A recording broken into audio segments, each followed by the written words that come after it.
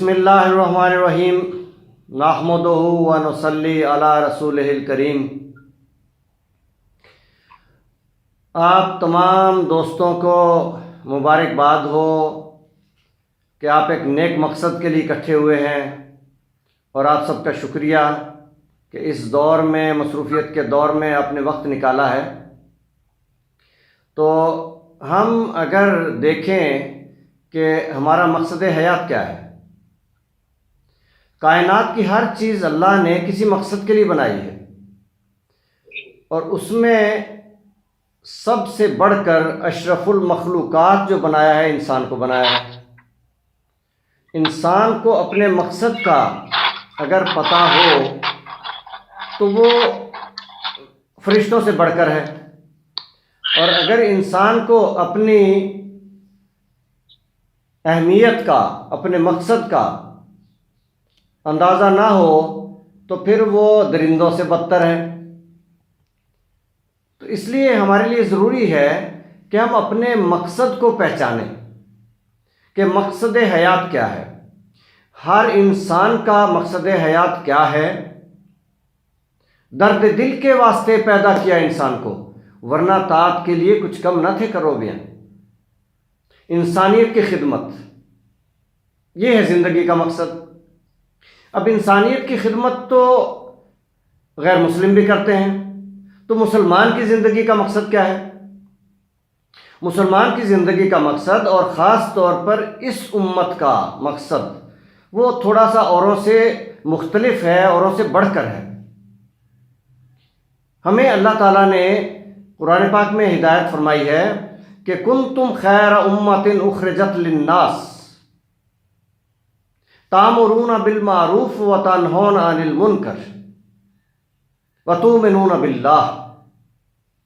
تم بہترین امت ہو اس لیے کہ تم انسانوں کے لیے بھیجے گئے ہو، اور تم اچھائیوں کا حکم دیتے ہو، برائیوں کو ختم کرتے ہو، روکتے ہو، اور تم اللہ پر ایمان رکھتے ہو۔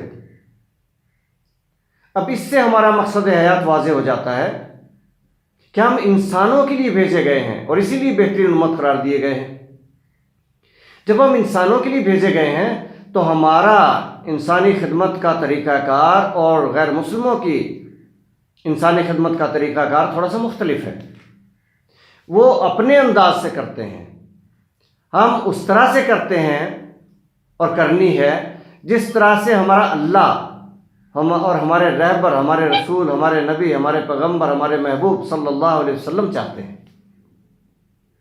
تو ہمیں اگر اپنی زندگی کا مقصد سمجھنا ہے تو وہ ہمارے قرآن سے ہی ہمیں ملے گا۔ اسی لیے قرآن پاک ہمارے لیے اتنا لازم ہے کہ اے مسلمہ گر تو خواہی زیستن، نیست ممکن جز بقرآن زیستن۔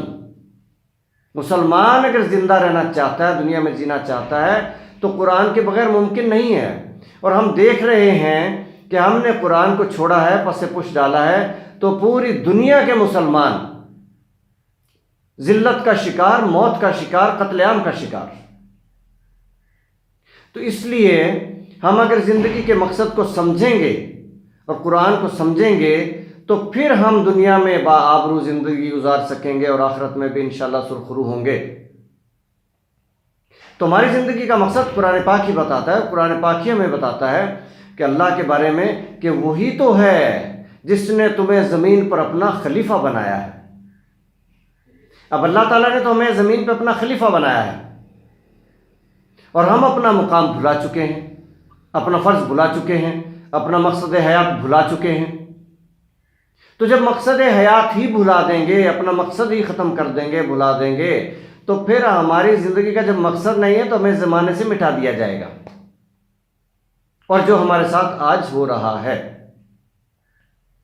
تو ہماری زندگی کا مقصد اللہ کی زمین پہ اللہ کا نظام چلانا، کیونکہ خلافت کا مطلب ہی، ہم خلفائے راشدین کی زندگیاں دیکھ لیں تو خلافت کا مطلب ہی یہ ہے کہ ہماری زندگی کا مقصد یہ ہے کہ ہم اللہ کی زمین پہ اللہ کا نظام چلائیں گے، اور پہلے ہم اپنے ملک کو دیکھیں، اپنی قوم کو دیکھیں یہ ملک جو کلمے کے نام پہ حاصل کیا گیا، قربانیاں دے کے حاصل کیا گیا، دنیا کا واحد ملک جو قربانیاں دے کے کلمے کے نام پہ حاصل کیا گیا، اور اس ملک میں کلمے کا نظام نہیں ہے، جبکہ ہمارے نظام میں، ہمارے آئین میں، ہمارے قانون میں، ہمارے دستور میں، ہمارے سن 73 کے آئین میں واضح لکھا ہوا ہے کہ پاکستان اسلامی جمہوری ملک ہے اور اس کا نظام اسلامی ہوگا اور حاکم اعلیٰ اللہ تعالیٰ کی ذات ہوگی۔ یہ پہلے صفحے پہ پہلی سطور میں لکھا ہوا ہے۔ تو جب ہمارا دستور بھی کہتا ہے، آئین بھی کہتا ہے، اور ہمارا اللہ اور رسول بھی کہتے ہیں، اور قربانیاں دے کے ہم نے یہ مقصد حاصل کیا، یہ ملک حاصل کیا، تو اس میں تو کوئی امکان نہیں ہونا چاہیے کہ کوئی اور نظام چلے، مگر اس کے باوجود ہم دیکھ رہے ہیں، بلکہ دیکھنا کیا، ہم چلا رہے ہیں اس باطل نظام کو کہ جو دنیا میں کافروں سے بھی بدتر ہے، وہ باطل نظام ہم چلا رہے ہیں۔ تو پھر ہم اللہ کے کیسے ہو گئے، اللہ کے رسول صلی اللہ علیہ وسلم کے کیسے ہو گئے؟ تو ہمارا مقصد حیات پھر کیا ہوا؟ ہمارا مقصد حیات قرآن والا تو نہیں ہے، اللہ اور رسول والا تو نہیں ہے، جو انہوں نے بتایا وہ نہیں ہے۔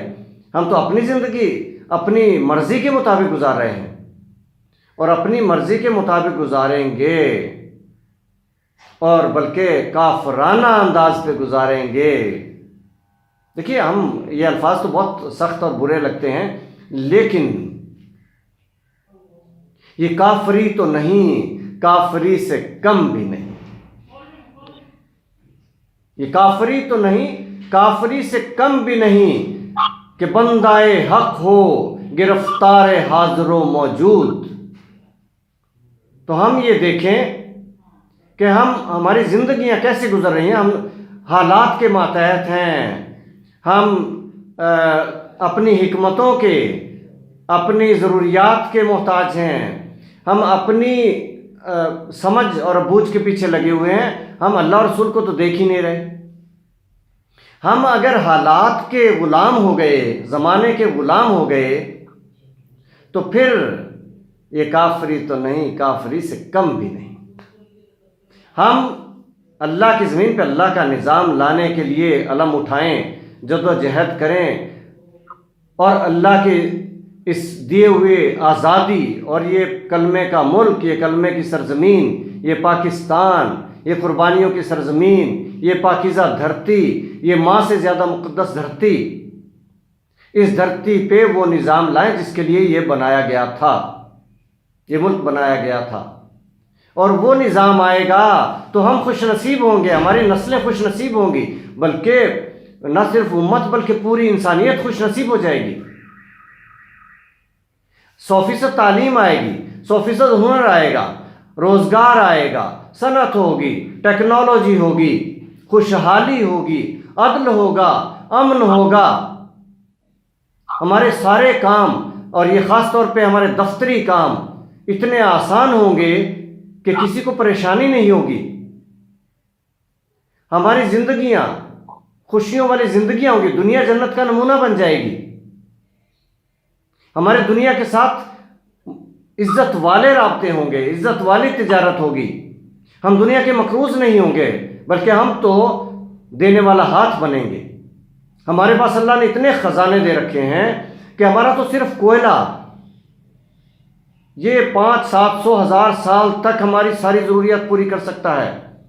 اس کوئلے سے گیس بھی بنتی ہے، اس کوئلے سے تیل بھی بنتا ہے، اس کوئلے سے بجلی بھی بنتی ہے، اس کوئلے سے ساری انرجی کے سورسز بنتے ہیں۔ اور ہمارا سونا، پہاڑ ہیں سونے کے، ہمارے استعمال میں نہیں آ رہا۔ ہمارے پاس پہاڑ ہے زمرد کے، جس کا ایک چھوٹا سا نگ لاکھوں روپے میں بکتا ہے،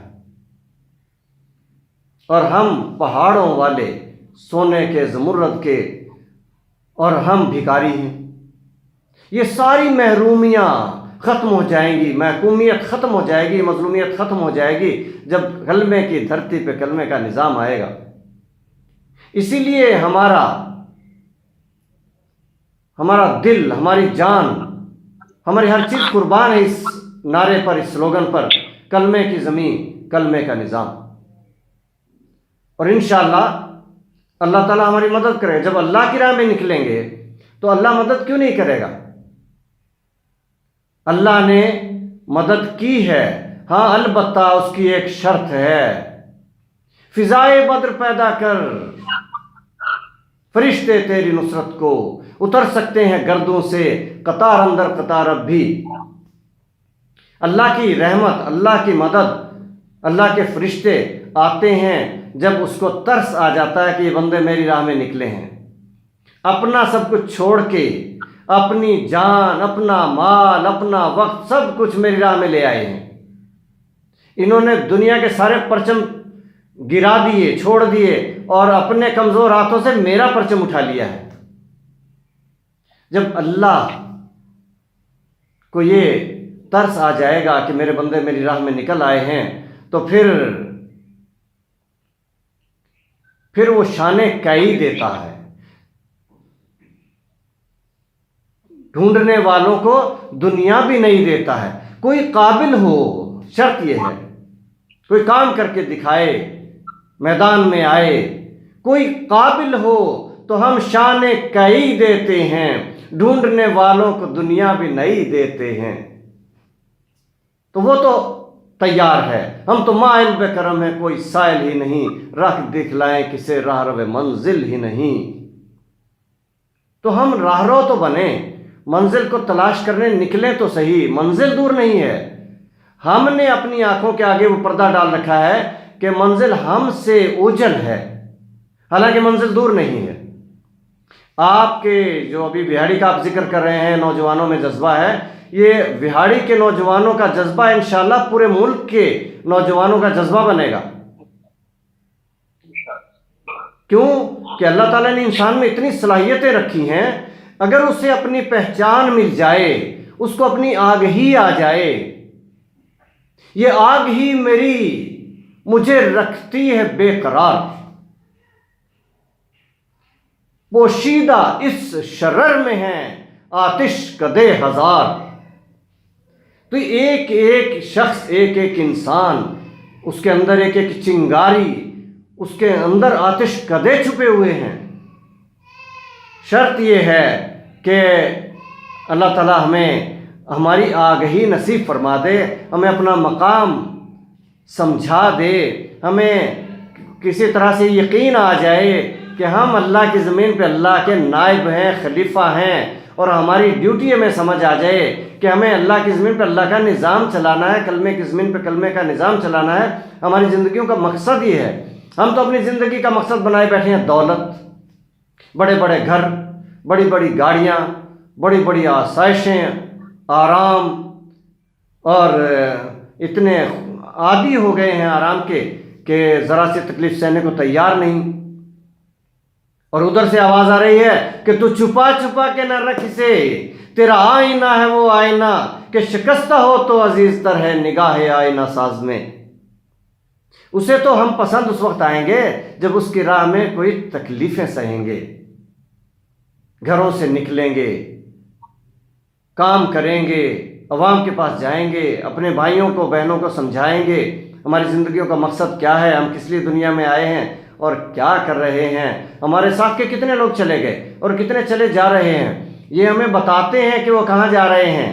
اس اندھیری قبر میں، اس اندھیری رات میں، اس مٹی کے تلے کوئی روشنی نہیں ہوگی سوائے اللہ کے نور کے اور اللہ کے نبی صلی اللہ علیہ وسلم کی محبت کے. اور محبت کے تقاضے ہوتے ہیں، وہ تقاضے یہی ہیں، وہ تقاضے یہی ہیں کہ انسان بے قرار رہتا ہے، بے چین رہتا ہے، بے سکون رہتا ہے اپنے محبوب کی محبت میں.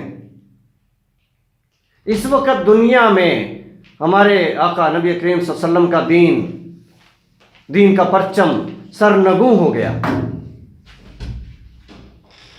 پوری دنیا میں مسلمان مغلوب ہو گئے، محکوم ہو گئے، محروم ہو گئے، مظلوم ہو گئے. خزانے اللہ نے سارے مسلمانوں کو دیے اور سارا زمانہ لوٹ رہا ہے اور مسلمان بے ہوش پڑے ہیں. تو ہمیں جاگنا ہوگا، اپنی قوم کو، اپنی نسلوں کو بیدار کرنا ہوگا، اپنی نسلوں کے لیے رہنمائی دینی ہوگی. اگر ہم رہنمائی دے گئے، ہم کوئی अच्छे काम कर गए, हम कोई नज़्म व ज़ब्त दे गए, हम कोई आइन और कानून की बालादस्ती दे गए, तो हमारी नस्लें बहुत आला मकाम पे पहुँचेंगी, दुनिया में सुरखरू होंगी। और अगर हमने ये ज़िंदगी ऐसे ही बेढंगी गुजार दी जैसे हमारी गुजर रही है, तो हमारी नस्लों का अंजाम और भी बदतर होगा। तो मैं अपने तमाम दोस्तों से यही कहूँगा कि हम अपनी ज़िंदगियों का मकसद समझते हुए, मकसद हयात समझते हुए, अल्लाह और रसूल के अहकाम को पूरा करते हुए और खुलफाए राशिदीन के तर्ज पे अल्लाह की खिलाफत करते हुए, अल्लाह के नबी सल्लल्लाहु अलैहि वसल्लम की खिलाफत करते हुए हम अपनी ज़िंदगियों को वक्फ़ करें, कुछ हिस्सा ही वक्फ़ कर दें और इस सारे रास्ते में निकले। अल्लाह की मदद आएगी और इंशाअल्लाह वो दौर आएगा कि पाकिस्तान दुनिया का अजीम मुल्क होगा और पाकिस्तानी कौम दुनिया की अजीम कौम होगी और हमारी नस्लें इंशाअल्लाह दुनिया में भी सुरखरू होंगी और आखिरत में भी सुरखरू होंगी। शर्त सिर्फ एक है और हम अहलियत रखते हैं, हम अहलियत रखते हैं। हमारे मुर्शद, हमारे उस्ताद, हमारे मोहसन तर्जुमान हकीकत हमें बता रहे हैं, अक्ल है तेरी सिपर, इश्क है शमशीर तेरी, मेरे दरवेश खिलाफत है जहांगीर तेरी। मासिवा अल्लाह के लिए यानी गैर अल्लाह के लिए आग है तकबीर तेरी, तू मुसलमान हो तो तकदीर है तदबीर तेरी, की मोहम्मद से वफा तूने तो हम तेरे हैं, ये जहां चीज है क्या लौह कलम तेरे हैं। Thank you very much.